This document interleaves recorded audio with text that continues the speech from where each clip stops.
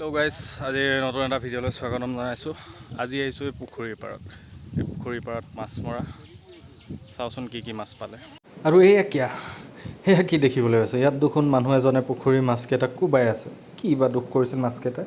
আৰু মাছকেইটাৰ আজিৰ নাম হৈছে অভিমন্যু মাছ। কাৰণ অভিমন্যুৱে বেহুত সোমোৱাৰ দৰে মাছকেইটাও আজি জালৰ বেহুত সোমাই পৰিছে। চাৰিওফালৰ পৰা ঘেৰি ঘেৰি মাছকেইটাক টনা হৈছে। আৰু পৰিস্থিতি দেখি এটাই বস্তু গম পাইছোঁ, জান যায় তো যায়, মাছলি নাযায়। গোটেই মাছৰ বাচা কোনো সম্ভাৱনাই নাই। আৰু জালখনৰ এটা মূৰ আহি পাৰ পালে। চাওঁ বলকচোন কি কি মাছ উঠিছে তাত। ঠাইখিনিৰ নাম উজান বজাৰ নহয়, তথাপিও কিন্তু ইয়াত মাছৰ উজান উঠিছে। চাৰিওফালে কেৱল মাছেই মাছ, সৰু ডাঙৰ মাছেই মাছ। পিছে কোনটো মতা মাছ কোনটো মাইকী মাছ সেইটোহে চিনি নাপাওঁ মই। 2000 years. বহুত কষ্টৰ পৰত আমি এই পুখুৰী সিঁচি এয়া পাইছোঁ এইখিনি মাছ।